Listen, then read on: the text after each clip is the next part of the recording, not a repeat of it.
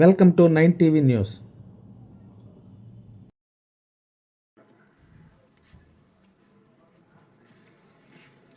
ధన్యవాదాలు అధ్యక్ష. సత్యవేడు నియోజకవర్గం కేవీపూర్ మండలంలో ఒక భయంకరమైన విపత్తు వచ్చి నవంబర్ నెలలో ఒక చెరువు తెగిపోయింది అధ్యక్ష. రాయల చెరువు తెగిపోతే దాని కింద 1000 ఇండ్లు అరిజినవాడ కానీ పాతపాళ్ళ అరిజినవాడ కానీ ఊరు మునిగిపోయింది అధ్యక్ష. కలెక్టర్ గారు కానీ గౌరవ ముఖ్యమంత్రి గారు ఇన్ఛార్జ్ మినిస్టర్ రెస్పాండ్ అయినారు. ఫస్ట్ రోజే 3 రూపాయలు ఇచ్చారు కలెక్టర్ గారు, మళ్ళీ ఇంటికి 10,000 ఇచ్చారు. అయినా గౌరవ మన ఇరిగేషన్ మినిస్టర్ గారికి కూడా చెప్పాము, చెరువు పెద్ద చెరువు తెగిపోయింది అది. అలాగనే మన అగ్రికల్చర్ మినిస్టర్ గారికి కూడా చెప్పాము. మరి ముఖ్యంగా తమరికి దృష్టి తీసుకుని వస్తున్నాం అధ్యక్ష. ఈ పోటలు చూడండి అధ్యక్ష, రైతులకి దరిదాపుల 1000 ఎకరాలు కొట్టుకుని పూసింది అధ్యక్ష.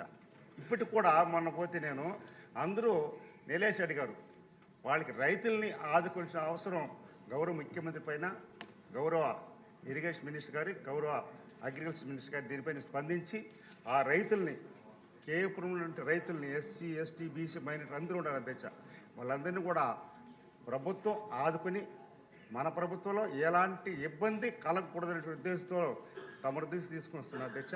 ఇది అలాగనే కలెక్టర్ గారు ఒక ఆశీర్వదించారు అధ్యక్ష.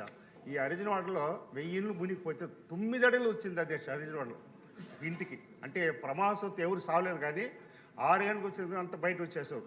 కొన్ని వందలాది ఆవులు బర్రెలు చనిపోయింది. వాళ్ళందరూ కూడా మన ప్రభుత్వంలో కాంపౌండ్ చేసి కట్టించారు.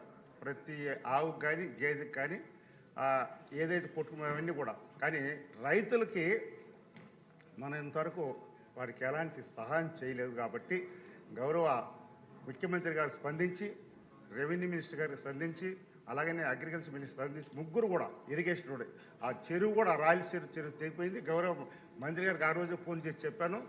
దాన్ని కూడా ఇమ్మీడియట్గా ఈ వింటర్ సీజన్ అయిపోయింది కాబట్టి సమ్మర్లో ట్యాకప్ చేయగలిగితే ఆ రైతులు మళ్ళా పూర్వజనం అంటే గతంలో ఎన్నడూ లేని విధంగా ఇది రెండోసారి జరిగింది అధ్యక్ష. ఆ అరిజినవాడ పెద్ద అరిజినవాడ సార్ అధ్యక్ష. మరి ప్రభుత్వం అన్ని రకాలుగా ఆదుకున్నది కాబట్టి ఈరోజు సుఖంగా ఉన్నారు. రైతులు కూడా మీ ద్వారా ఆదుకోవాలని మనస్ఫూర్తి కోరుకుంటూ ధన్యవాదాలు అధ్యక్ష.